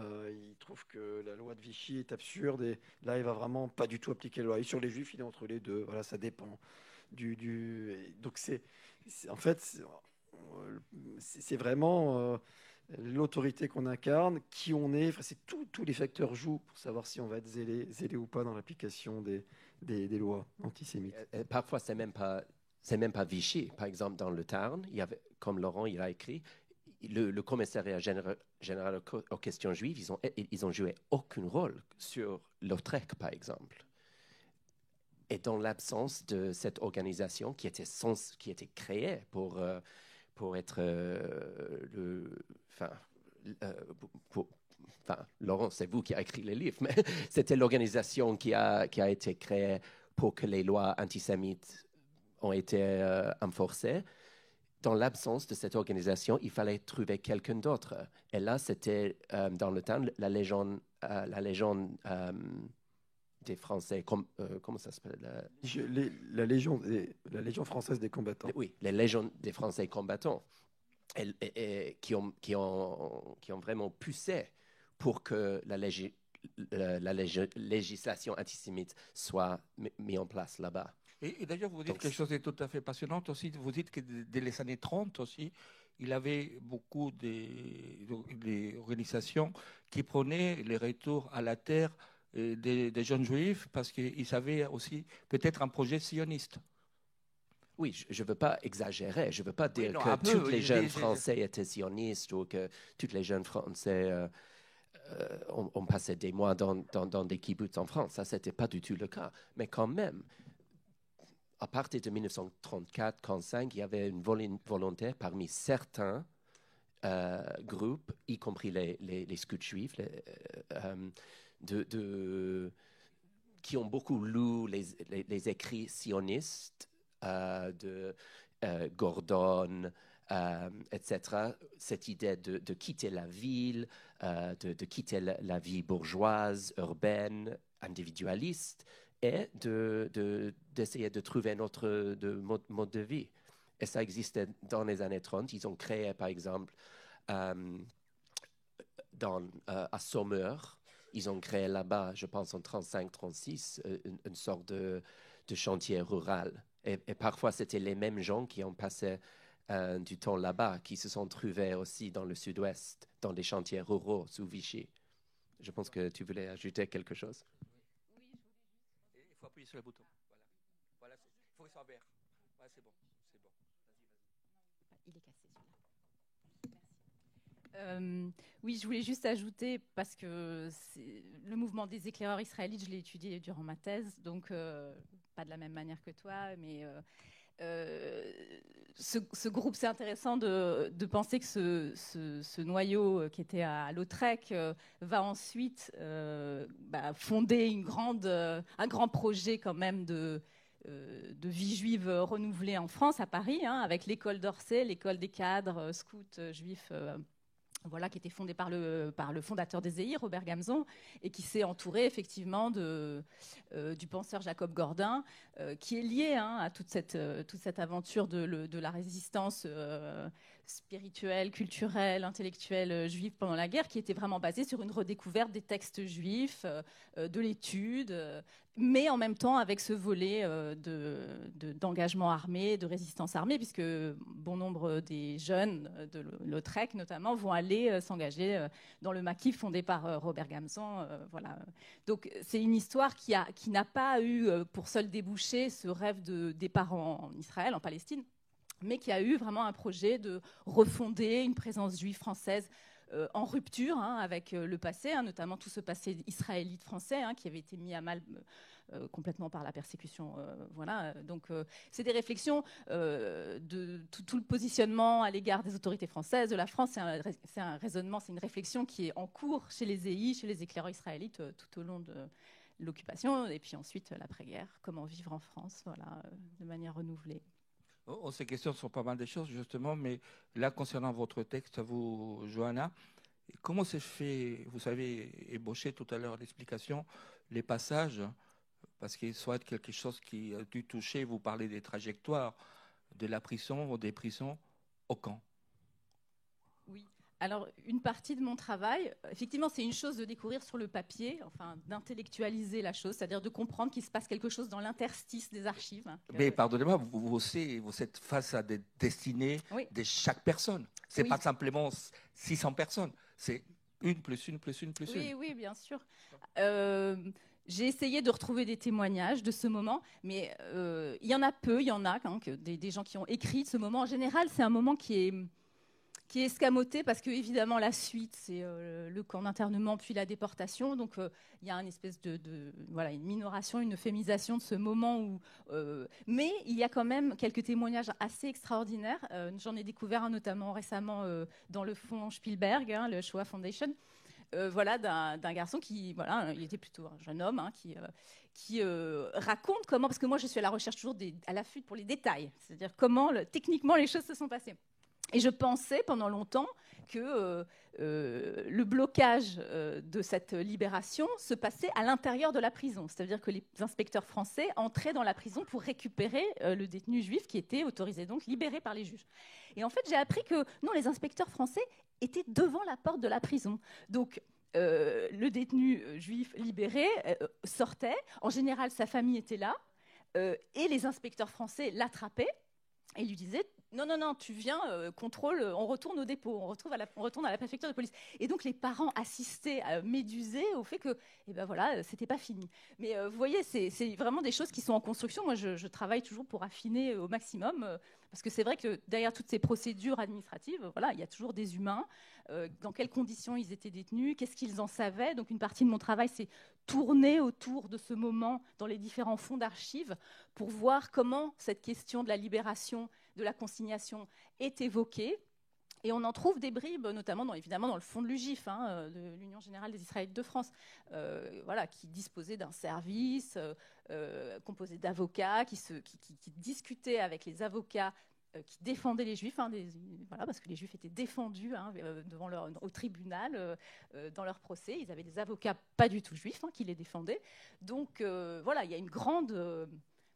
ce sont des aspects qui ne sont pas connus jusqu'à présent, qui n'ont pas été développés, mais en fait, il y a une persécution qui est un petit peu cachée, un petit peu invisibilisée, notamment parce que tous les Juifs qui sont arrêtés à Paris pour des infractions, le fait même qu'ils aient cette infraction qui leur colle à la peau, ils sont traités comme des délinquants, donc ils sont mis dans le panier à salade, le fameux panier à salade dont parle énormément Patrick Modiano, notamment dans ses ouvrages. Il a cette scène du panier à salade de son père qui est arrêté dans un restaurant en février 1942. Il n'a pas de papier, et donc c'est une descente de la police aux questions juives, contrôle d'identité. Donc il est ramené en panier à salade au siège de la PQJ. Donc les Juifs sillonnaient quand même Paris dans ces paniers à salade, étaient mis dans des commissariats de quartier, puis emmenés au dépôt. Et au dépôt, il y avait l'alternative, soit effectivement c'était le chemin court. Si on leur reprochait une infraction à une ordonnance allemande, ils partaient assez directement vers Drancy, puisque du dépôt étaient organisés des transferts collectifs. On ne peut pas dater exactement la chose, mais vers le printemps 1942. Donc des départs quotidiens du dépôt de Juifs qui étaient envoyés à Drancy, mais attention, envoyés dans des conditions incroyables, dans des fourgons cellulaires dans lesquels ils étaient menottés. Donc cette persécution était vraiment ramenée à une délinquance ordinaire. Et puis le chemin plus long, si les Juifs, on pouvait leur reprocher, si la police française décidait de leur reprocher une infraction à une loi française, ils étaient présentés à un juge, inculpés, et en général, ils partaient vers la détention préventive dans une prison. Et puis, comme vous l'avez compris, à l'issue de leur peine, ou parce que le juge décidait de les libérer avant le jugement, les policiers venaient les récupérer en vertu de cette procédure de consignation provisoire pour les ramener au dépôt et ensuite Drancy. Donc, vous voyez, c'est une boucle. Les Juifs étaient dans cette boucle. Laurent ? Du coup, ce que tu évoques aussi dans ton chapitre, et qui est une chose qui, comme disait tout à l'heure René, il faut parfois aller chercher au-delà de ce qu'on voit immédiatement. On se rend compte qu'il va y avoir des magistrats qui vont donner des peines longues, justement pour éviter que les Juifs soient victimes de ça, puisque c'est la mort probablement qui est au bout, c'est Drancy, Auschwitz. Et donc, il y a aussi ça qui existe. Donc, parfois, on se dit, dans la sévérité de certaines peines, est-ce que ce n'est pas des juges qui ont voulu... voilà. Donc ça, c'est encore une réflexion. Et ça, comment est-ce qu'on peut les savoir ? Alors, ça, c'est une autre partie du travail que j'ai effectué, qui est effectivement, une fois que les gens sont en prison, c'est-à-dire qu'ils ont été condamnés ou qu'ils vont être condamnés. Donc, quelle a été leur peine ? Et donc, j'ai décortiqué tous les jugements relatifs à ces gens en prison pour essayer d'évaluer justement le positionnement des juges. Voilà. Quelle a été l'attitude des juges dans la peine qu'ils ont prononcée ? Alors, évidemment, ce sont des décisions collégiales. Il y a un président, il y a 2 juges, mais pour essayer de voir si, à un moment, justement, on peut détecter des peines longues. Donc, la question des appels est très importante, puisque les avocats des Juifs savaient pertinemment qu'il fallait faire appel. Donc, c'était une chose qui était connue, et notamment des juges. On trouve dans les documents de l'Institut du monde présent, on trouve des informations, des archives qui indiquent que les juges avaient tout à fait conscience du fait que, pour protéger notamment les résistants, il fallait leur donner des peines les plus longues possibles. Alors, moi, j'ai effectué ce travail vraiment très précis sur les Juifs qui ont été spécifiquement poursuivis et condamnés pour les infractions au statut des Juifs. Et malheureusement, je n'ai pas détecté d'allongement des peines en appel. Donc, je n'ai pas vu que... Voilà. Par contre, il m'est arrivé de voir, effectivement, notamment à l'approche de la libération, des peines longues où, justement, on peut se demander s'il n'y a pas une volonté de protéger. Mais mon travail... concernant le palais de justice à Paris, le tribunal correctionnel, ne m'incite pas à conclure à une clémence des juges parisiens. Pardonnez-moi, vous dites à l'approche de la libération de la France? Oui. D'accord, oui. Là, on voit... C'est pour protéger les Juifs ou c'est pour protéger soi-même? Voilà la question. Ça, voilà. Mais en tout cas, sur l'attitude des juges parisiens du tribunal correctionnel, ce qui était frappant à relever dans leur jugement, dans vraiment les minutes des jugements, enfin pas les minutes, vraiment le prononcé des jugements, c'est l'absence de prise en compte du contexte de la persécution anti-juive. C'est-à-dire que les juifs étaient jugés comme si les lois anti-juives ne les poussaient pas à la famine, ne leur ôtaient pas leurs moyens de subsistance, ne leur ôtaient pas leur travail. Parce qu'effectivement, il faut quand même se rendre compte qu'à cause de l'effet cumulé des lois anti-juives, notamment les lois d'organisation, mais le statut, les gens se retrouvaient quasiment... Ils n'avaient plus d'argent, ils étaient vraiment privés de tout. Donc, est arrivée en prison une foule de gens, ce qu'on appelle les primo-délinquants, des gens qui n'avaient jamais commis d'infraction et qui, en général, arrivaient là pour des questions... aussi bête qu'un vol de récolte, du sucre, une lanière de cuir chippée au travail, enfin des choses, un vol de drap, enfin bon. Et donc, ce sont pour ces infractions-là que beaucoup ont été jugés, pas uniquement pour des infractions de carte d'identité fausse, mais encore même sur des cartes d'identité fausses, il était bien évident que les Juifs, qu'on obligeait à avoir à Paris une carte tamponnée juif, cherchaient à échapper à ce risque d'être labellisé et d'être détectable par ce moyen. Donc, et la justice ne prenait pas du tout en compte. Donc, et notamment, refuser, ce que j'en ai vu, aux femmes juives, aux femmes en tout cas, aux femmes juives, quelque chose qu'ils accordaient en général aux femmes primo-délinquantes, qui étaient des peines de sursis. En général, les femmes, le sursis, elles l'obtenaient. Pour les femmes juives, extrêmement rare. Vous dites aussi que rarement les tribunaux français n'ont autant travaillé que c'est justement pendant l'occupation. C'était un travail tous les temps. Ça n'arrêtait pas, les tribunaux. Oui, d'ailleurs, c'est intéressant de lire le journal de l'avocat Maurice Garçon, parce qu'il raconte ça, comment les tribunaux étaient pleins toute la journée, toute la population était en infraction tout le temps, parce qu'il y avait une telle avalanche de lois restrictives, notamment économiques, que voilà, tout le monde était quasiment répréhensible, le marché noir, effectivement. René, vous voulez dire quelque chose, je crois?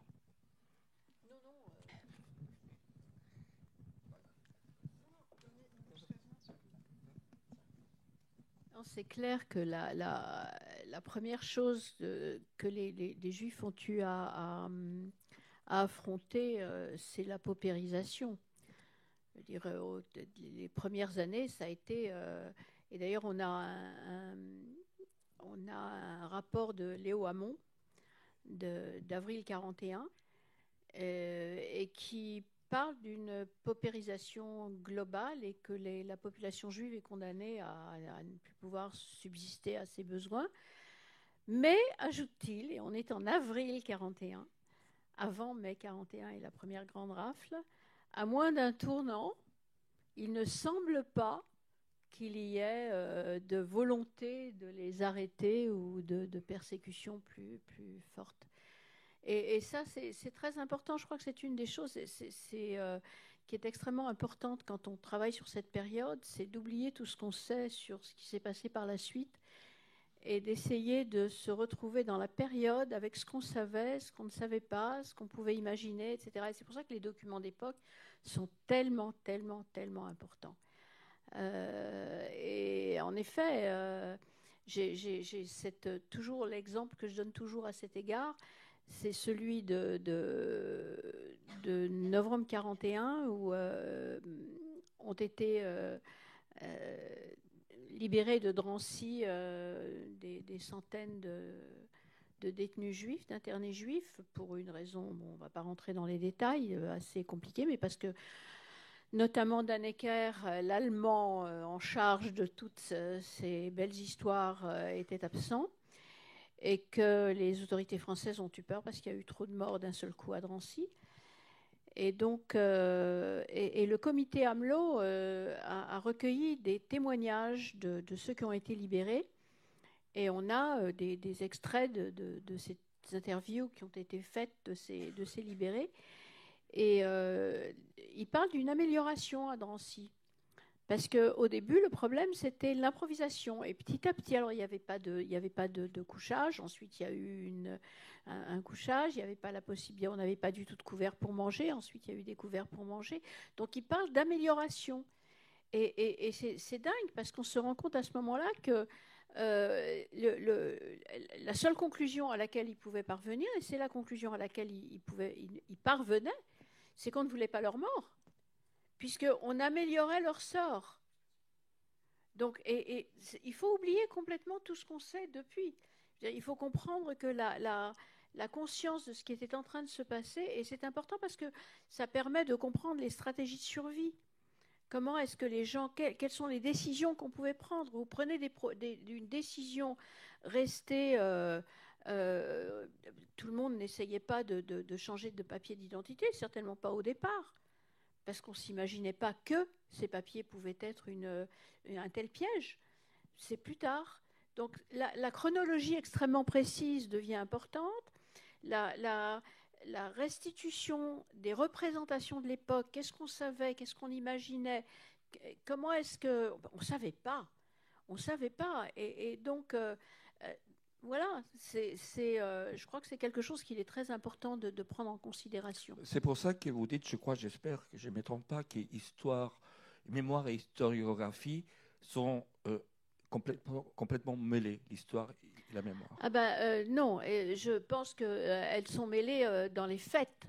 Je pense que il faut essayer, en tous les cas en tant qu'historien, de démêler ce qui relève de la mémoire et de ne pas se laisser influencer par les enjeux mémorials quand on écrit. Et en effet, ça c'est un gros problème, et je crois que c'est un problème qui, jusqu'à aujourd'hui, d'ailleurs, en tous les cas sur Vichy, il suffit de voir ce que Zemmour a fait et toute cette histoire-là. Enfin, je dirais, il est clair qu'il utilise l'histoire à ses fins politiques.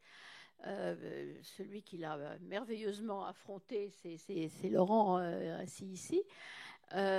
Mais ça a déformé pendant très longtemps ce qu'on a pu écrire sur Vichy, et les enjeux mémoriels, à mon avis, ça c'est ma propre opinion, déforment ce qu'on écrit aujourd'hui sur les Français face à la persécution. Je crois qu'on a un gros problème maintenant qu'il est plus ou moins établi, admis par tous les historiens sérieux, que Vichy est responsable ou a une énorme part de responsabilité dans la persécution des Juifs et dans la déportation et dans le fait que 25% d'entre eux ont été assassinés. Les Français cherchent un moyen de sauver un peu leur honneur, et que par conséquent, investir la population de cette merveilleuse image d'Épinal, en fonction de laquelle c'est grâce à eux que 75% de la population française n'a pas été déportée et a survécu, ça permet un petit peu de balancer, d'établir un équilibre un peu. Mais alors, tout ça a démarré en fait avec Jacques Chirac en 95, sauf que lui, il était dans son rôle. Klarsfeld. Pardon ? Et la conclusion de Vichy-Auschwitz. Et Klarsfeld, bien entendu. Sauf qu'à l'époque, ce qui était en effet Klarsfeld, mais à l'époque, ce qui a été relevé en ce qui concerne Klarsfeld, c'est surtout les 25%. Et toute l'attention était sur les 25%, et toute l'attention était sur Vichy, et toute l'attention était sur tous ces documents qui montraient la collaboration de Vichy avec les Allemands. Mais celui qui a posé ces termes sur le plan mémoriel et qui l'a fait parce que c'était son rôle. Je ne jette absolument pas la pierre à Jacques Chirac. Je pense qu'il avait pour son rôle en tant que président, était absolument de montrer la voie de la France pour l'avenir, qui devait reposer sur un comportement dans le passé qui permettait d'ouvrir cette voie pour l'avenir. Et c'était la France des droits de l'homme, et c'est la France qui avait sauvé 75% des Juifs de France. Et c'est vrai qu'il s'est appuyé sur Klarsfeld. Et donc, du coup, on retrouve la mémoire et l'histoire imbriquées l'un dans l'autre. Et ça a causé énormément de temps. Parce que depuis, tout le monde enfin, tout le monde, non, mais énormément de gens, d'historiens même, se sont absolument engagés sur cette voie.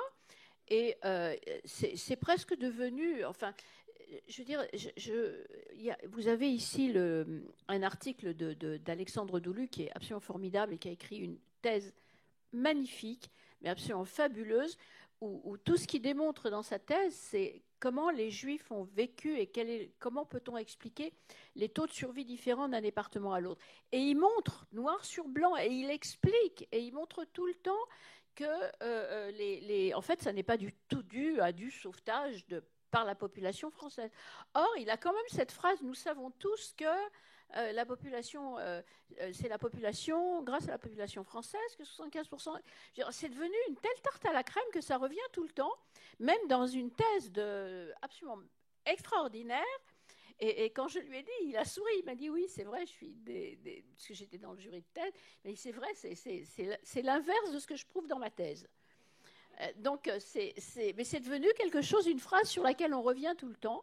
Voilà, donc parce que c'est vrai que c'est quand même, ce serait réconfortant de penser que c'est ce qui s'est passé. Ouais. Oh, les historiens, ça prouve, sont toujours pleins de contradictions. Oui, sans doute. Sans doute. Mais ce qui est vrai, c'est qu'il y a un lien direct entre, tu le disais tout à l'heure, entre la réaction de l'opinion en 1942 et le fait que Vichy s'est dit, bon, ben là, on est peut-être allé trop loin. Parce qu'en fait, le calcul de Vichy, et c'est là-dessus où Vichy s'est vraiment trompé, c'est que, d'ailleurs, Pétain l'a dit lui-même en Conseil des ministres le 3 juillet 1942, la distinction entre les étrangers et les Français est juste et sera comprise de l'opinion. Il s'est trompé.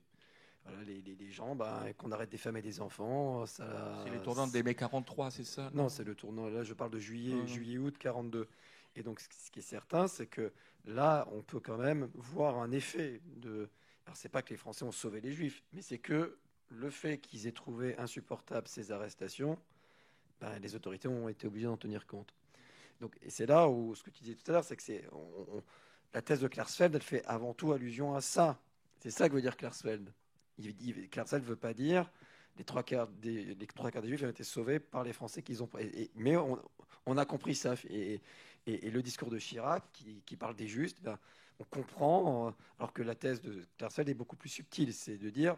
La prise en compte par l'opinion a ralenti, a diminué le bilan. Il a fait que le bilan n'a pas été plus important. C'est ça la thèse de Klarsfeld. Oui, mais... Ils ont protégé les Français, les Juifs, activement. Ce qu'on a cru avec les justes, etc. Oui, sauf qu'on accorde à cet élément-là et à cette composante-là une importance qui n'est au bout du compte que relative. Je pense que c'était en gros ce qui a vraiment... D'abord, le terme de sauvetage de 75% est faux. On peut parler de taux de survie, c'est ce que j'essaye de dire dans l'article ici, et même maintenant, je pense que le taux de survie n'est pas nécessairement le terme qui convient le mieux, parce que quand on lit la thèse de Doulu, on se rend compte qu'il y a des gens qui ont tout simplement, des Juifs qui ont tout simplement vécu, et ça m'a rappelé bon, alors ils ont pas bien vécu, c'était pas simple, ils se sentaient extrêmement menacés, absolument, ils n'ont pas été inquiétés. J'ai eu une amie qui est décédée maintenant et qui était enfant à Paris et qui m'a dit on nous a jamais embêtés. La seule chose dont elle peut parler, la seule chose qu'elle peut raconter, c'est quand elle a dû se séparer de son poste de radio, et ils avaient dans la famille un très très beau poste de radio. Ils ont proposé à la concierge de l'immeuble de lui donner le très beau poste et de récupérer le vieux poste que la concierge avait. Et comme ça, ils ont été remettre le vieux poste au commissariat de police, et la concierge était vachement contente.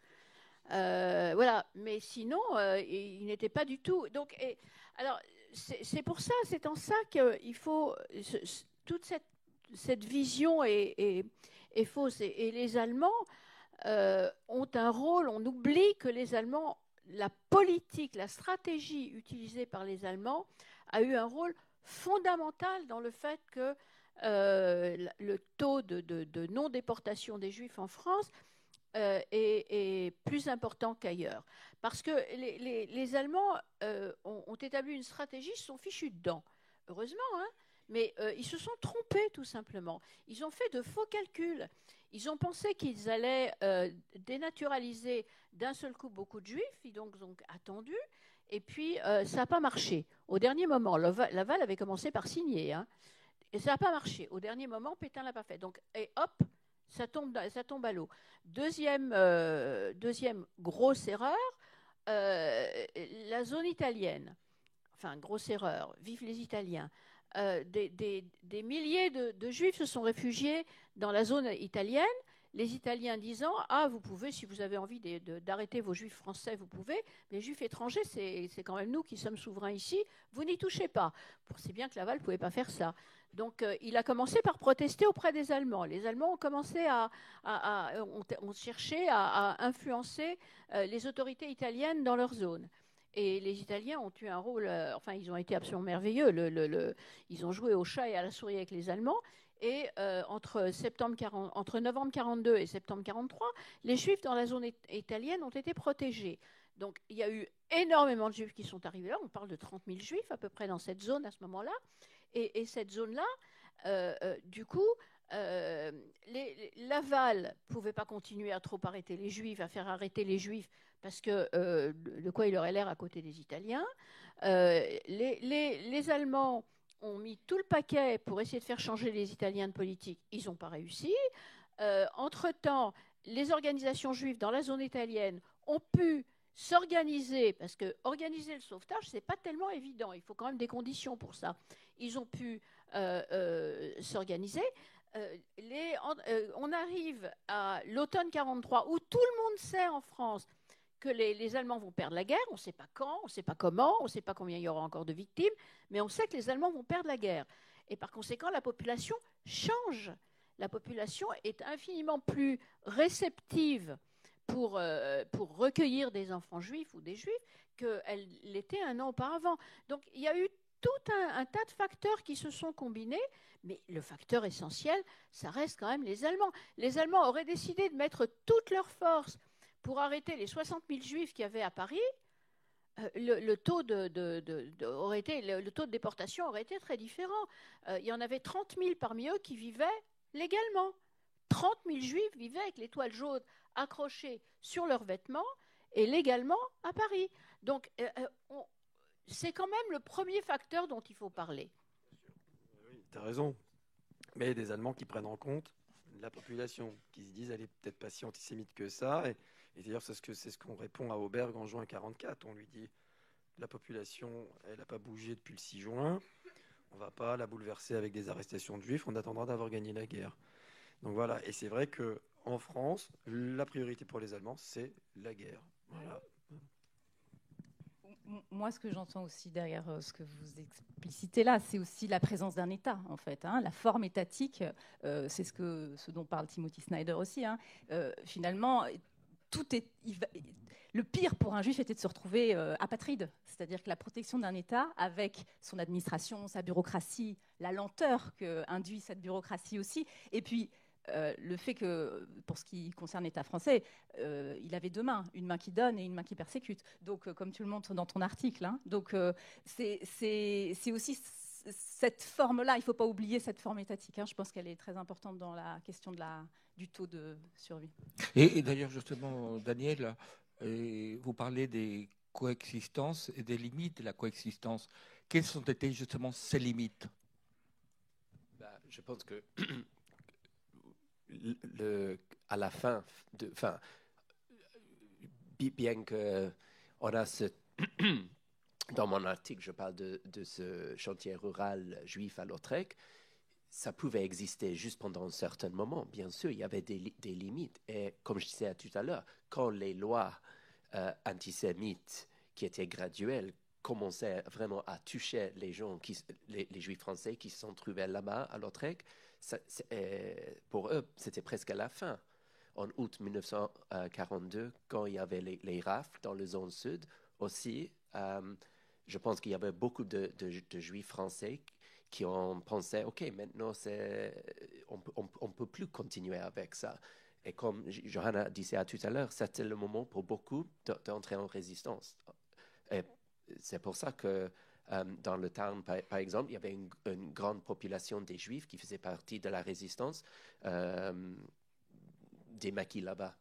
Donc, à partir du moment où il y avait vraiment le tampon sur la carte d'identité, je pense que c'était impossible pour les Juifs de continuer. Certes, il y en a, dans certains cas, c'était un peu possible. Juste pour donner un petit exemple, il y avait je ne sais pas si j'étais... les femmes de prisonniers de guerre en Allemagne, même jusqu'à la fin de la guerre, elles ont continué de recevoir de l'argent de l'État français. Donc, il y a toujours la contradiction qui existe, mais ça dépend des cas.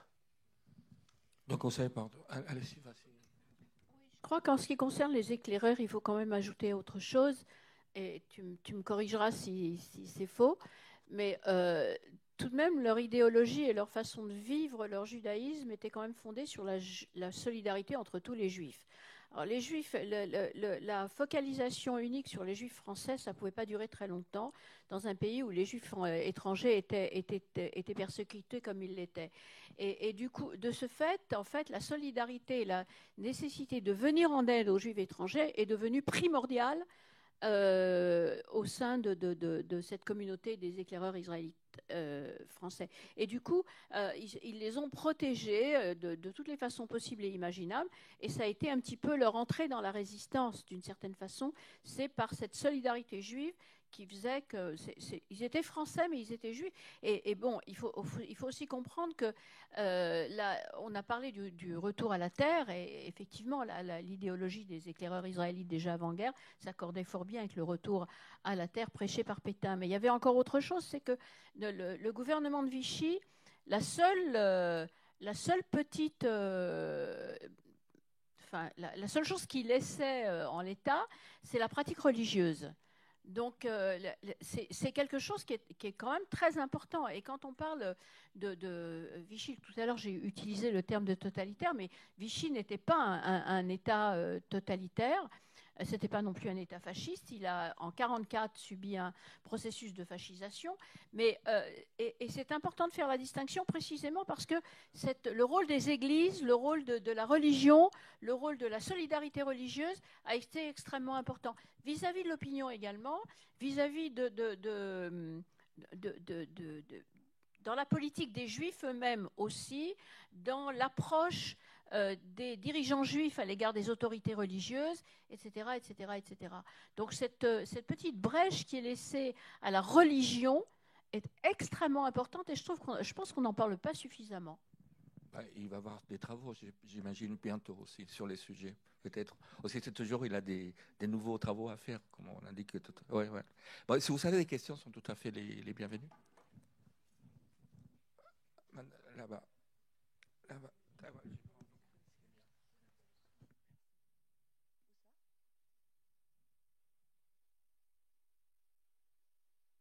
Bonsoir, ma question s'adresse à Johanna Lehr.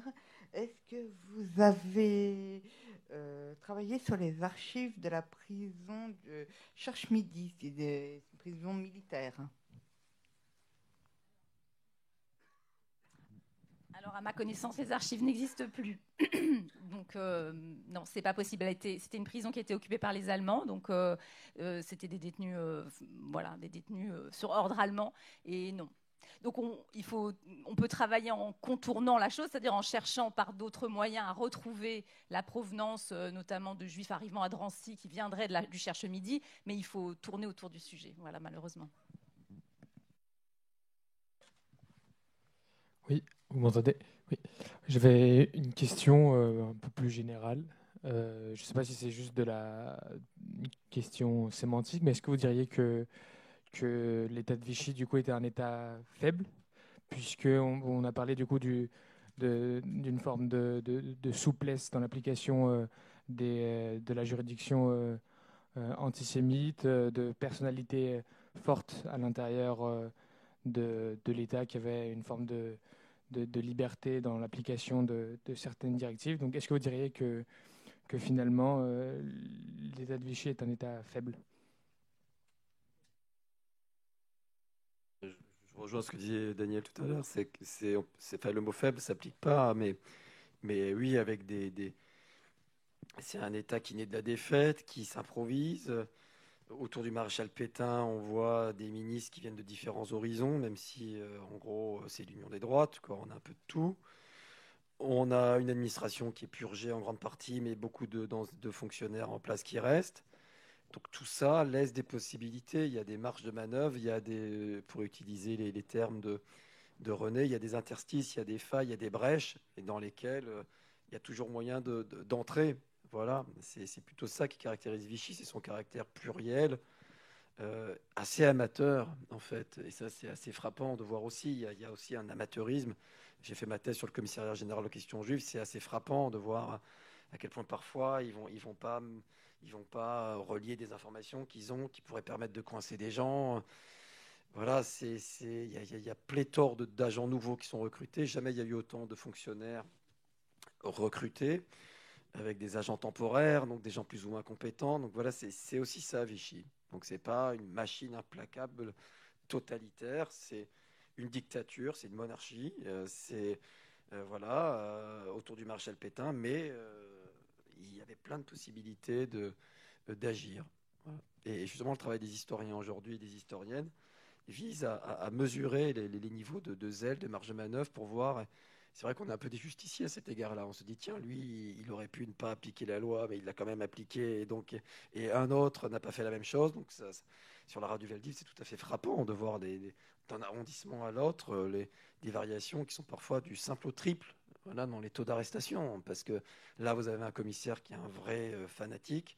Et là, vous en avez un qui donne des renseignements et qui, voilà. Donc, c'est pas le fait d'un État faible, c'est le fait d'un État qui est diplomatiquement, politiquement, effectivement faible, parce que par rapport aux Allemands, il est placé dans une position très dissymétrique, mais c'est quand même, il a des instruments d'autorité très puissants qui lui permettent de virer les fonctionnaires qui ne vont pas. Donc, c'est pas un État faible, Vichy. C'est un État, au contraire, qui s'est doté de plein de pouvoirs, mais qui devait faire avec ce qu'il avait sous la main.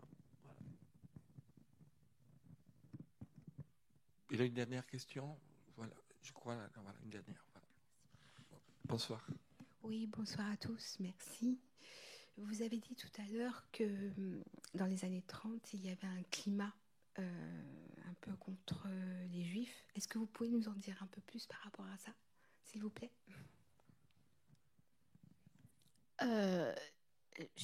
C'est un climat contre les Juifs. Ce que je voulais dire surtout, si vous voulez, il y a eu comme une montée de l'antisémitisme en France, une montée de la xénophobie en France, les deux, l'un et l'autre, qui se rejoignaient en fait parce que le juif en était amené à représenter la quintessence de l'étranger en France. C'est-à-dire qu'il y avait une grande xénophobie, mais il y avait aussi un antisémitisme qui semblait cristalliser le juif était devenu le symbole de l'étranger. Et c'était dû, en fait, aussi, c'était lié à ce qui se passait autour. Il faut regarder une carte quand même. Je veux dire, on a l'Allemagne, on a l'Autriche, on a les pays de l'Est. Partout, l'antisémitisme est virulent. Et des réfugiés viennent en France. Et il y en avait infiniment moins que ce que toute la propagande antisémite pouvait dire, mais il y en avait. Donc, et le problème du chômage qui s'était installé, le problème de la guerre qui semblait s'annoncer, tous ces problèmes-là, le déclin de la France dont on parlait beaucoup, il y avait plus ou moins l'idée que, au bout du compte, les Juifs étaient liés à chacun d'entre eux. Vous les prenez l'un après l'autre, vous voyez Et donc, il y avait un certain nombre il y avait des écrits antisémites. Les écrits antisémites étaient extrêmement nombreux et connaissaient une très grande diffusion. Alors, ça a généré des réponses. Ça a généré... et puis, il y avait Léon Blum aussi, une crise politique très forte, et Léon Blum arrive au pouvoir. Donc, ça a généré une réponse très, très virulente de la part de certains milieux. Mais alors, ce qui est absolument frappant, c'est que même ces milieux philosémiques, et ce que j'essayais de dire tout à l'heure, s'appuyaient sur des données qui étaient avancées par les antisémites les plus éloquents, ou en tous les cas ceux qu'on entendait le plus. Et il y avait, par exemple, le fait que Léon Blum s'était entouré, 50% de son ministère était peuplé de juifs, c'était complètement faux. L'univers israélite a publié a essayé de démentir ça, mais c'était complètement faux. Je veux dire, ça n'avait strictement... Mais c'était repris par les philosophes. François Mauriac, qui disait quand même les Juifs ont aussi leur part de responsabilité, et il luttait contre l'antisémitisme, François Mauriac. Mais ils ont aussi leur part de responsabilité. Et quand on voit que Léon Blum s'est entouré, on voit pulluler dans son ministère les Juifs pulluler, c'est lui qui use de ce terme-là, pas moi. Et donc il y avait ça qui s'était développé. Et cette idée, donc, que vraiment, il y avait un problème à régler. Je veux dire, les Juifs constituaient... Et on voit aussi que quand on parle de solidarité juive, parce que c'était une des choses qui leur était reprochée, les Juifs étaient solidaires. C'est un défaut d'être solidaire. Donc les Juifs étaient solidaires, mais ça voulait dire quoi? Ça voulait dire qu'on ne pouvait pas faire confiance aux Juifs français. Au bout du compte, ils étaient plus Juifs que Français, puisqu'ils allaient aider ces Juifs étrangers à venir en France, ce qui était d'ailleurs faux, dans une bonne partie des cas, parce que c'était pas le cas. Bon, c'est trop compliqué, on ne va pas rentrer là-dedans. Mais je veux dire, tout ça pour dire qu'il y avait cette espèce et puis, il y avait ce qui caractérise l'antisémitisme en France et qui est très très différent de l'antisémitisme allemand à la même époque, par exemple. Il n'y avait pas mort d'homme en France. Il n'y avait pas mais l'antisémitisme était intellectualisé, et il était dans les milieux littéraires, dans les milieux intellectuels, dans ceux qui font la pensée. Et on pouvait lire dans la NRF le journal le grand journal intellectuel de l'époque, Gallimard, que le Bagatelle pour un massacre de Céline, bon, il y va un peu fort, et à cause de ça, il déconsidère peut-être un peu sa cause, mais au bout du compte, c'est un grand livre qui soulève de vrais problèmes. OK, voilà. Et donc, c'était le climat général dans les milieux intellectuels et littéraires. Donc, et celui qui l'a très bien vu, c'est Marc Bloch. Marc Bloch disait, il parlait d'antisémitisme larvé, et il parlait du décompte qui était fait entre ceux qui étaient juifs et ceux qui ne l'étaient pas. Il appelait ça l'antisémitisme du numerus clausus, et il disait que c'était de cette façon que se faisait en France l'osmose de l'esprit raciste d'Outre-Rhin.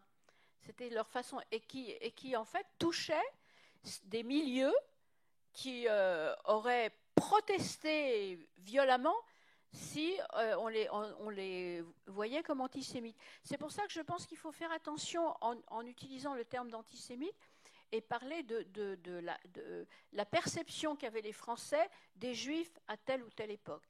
Et à l'époque, avant la guerre, ils étaient considérés comme différents, un peu différents, plus ou moins, en fonction de l'ancienneté de leur enracinement en France, mais quand même un peu différents, et qu'ils posaient un problème pour un certain nombre de raisons. Voilà. Et d'ailleurs, est-ce qu'on ne peut pas ajouter quelque chose aussi qui, à mon avis, est très importante?